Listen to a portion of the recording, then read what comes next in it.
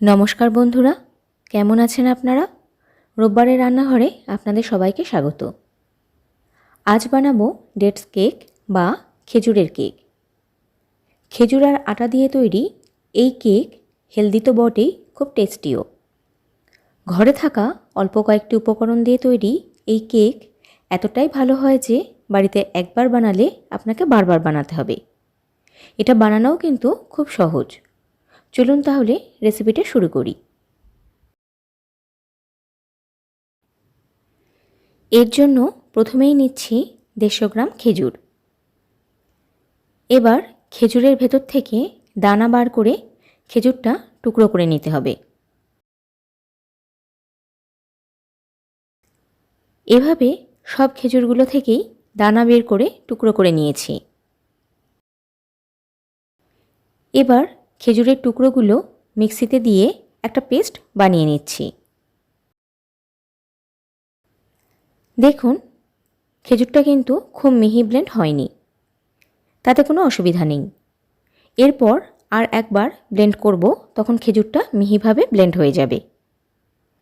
এবার এর মধ্যে দিচ্ছি 150 গ্রাম দই আর 100 গ্রাম চিনি। এখানে আমি গুঁড়ো চিনি ব্যবহার করেছি, আপনারা চিনির পরিবর্তে গুঁড়ো ব্যবহার করতে পারেন। এবার উপকরণগুলো একটু মিশিয়ে নিয়ে ভালো করে ব্লেন্ড করে নিচ্ছি।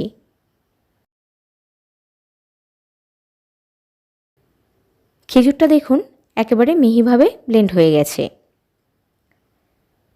এর মধ্যে 150 গ্রাম সাদা তেল দিয়ে আর একবার খুব ভালোভাবে ব্লেন্ড করে নিতে হবে। আমাদের খেজুরের মিশ্রণ একদম রেডি।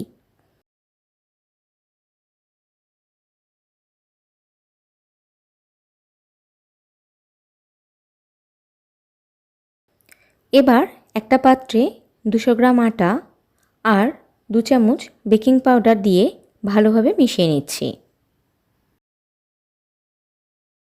এখানে শুধু বেকিং পাউডারই আমি ব্যবহার করছি, বেকিং সোডা একেবারেই দিচ্ছি না। এতে কেকের টেস্টটা কিন্তু একদম চেঞ্জ হয়ে যাবে।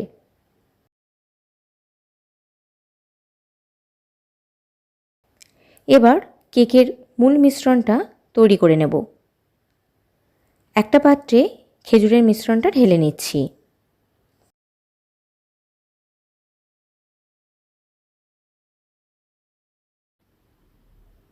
এর মধ্যে দিচ্ছি 1 চামচ ভ্যানিলা এসেন্স।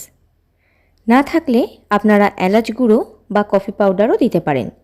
কিছু না দিলেও চলবে, খেজুরের নিজস্ব একটা স্বাদগন্ধ আছে যেটা এই কেকে বেশ ভালো লাগে। এবার আটা আর বেকিং পাউডারের যে মিশ্রণটা তৈরি করে রাখলাম সেটা এতে অল্প অল্প করে দিয়ে ভালো করে মিশিয়ে নেব। একবারে পুরো আটাটা দিয়ে দেব না, অল্প অল্প করে দিয়ে হালকা হাতে মিশিয়ে নিয়ে কেকের ব্যাটারটা তৈরি করতে হবে।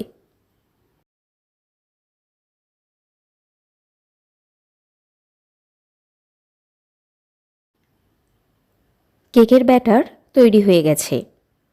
অন্যদিকে গ্যাসে কড়াই বসিয়ে তার মধ্যে কিছুটা নুন পাতিয়ে দিয়ে এর উপরে একটা স্ট্যান্ড বসিয়ে ঢাকা দিয়ে 5 মিনিট লো টু মিডিয়াম ফ্লেমে প্রিহিট করতে বসিয়ে দিচ্ছি। এবার ব্যাটারটার মধ্যে দিচ্ছি কিছুটা ড্রাই ফ্রুটস,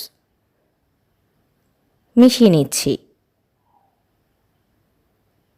কেকটা তৈরির জন্য এখানে আমি একটা অ্যালুমিনিয়ামের বাটি নিয়েছি। এর গায়ে অয়েল ব্রাশ করে নিচ্ছি। এবার অল্প একটু ময়দা বাটির ভিতরে ছড়িয়ে দিয়ে বাটিটা ঘুরিয়ে ঘুরিয়ে চারিদিকে ভালোভাবে লাগিয়ে নিতে হবে। এক্সট্রা ময়দাটা কিন্তু বার করে নিচ্ছি।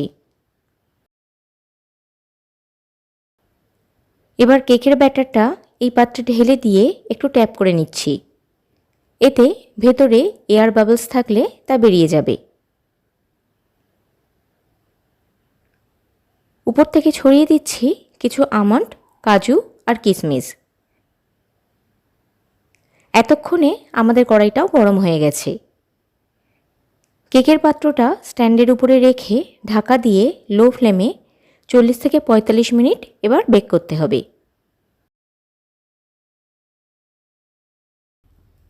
40 মিনিট হয়ে গেছে। এবার ঢাকা খুলে আমি একবার চেক করে দেখছি। কেকটা খুব সুন্দর ফুলেছে আর রঙটাও কিন্তু দারুণ এসেছে। দেখুন টুথপিকের গায়ে কিন্তু একদম লেগে নেই, মানে আমাদের কেক একদম রেডি। না হলে আরও 5 মিনিট বেক করতে হতো। এবার গ্যাসটা বন্ধ করে একটু ঠান্ডা হতে দেব। ঠান্ডা হয়ে গেছে, এবার বের করে নিচ্ছি। এর জন্য একটা প্লেট কেকের পাত্রের উপরে রেখে পাত্রটা উল্টে দিয়ে একটু ট্যাপ করে নিলেই দেখবেন কেকটা খুব সহজেই খুলে বেরিয়ে আসছে।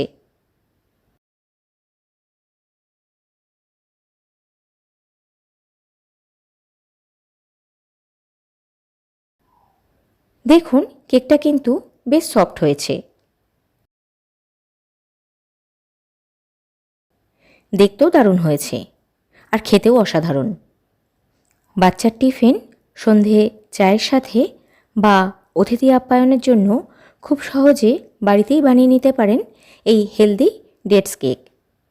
বাড়িতে অবশ্যই ট্রাই করবেন, আশা করি আপনাদের খুব ভালো লাগবে।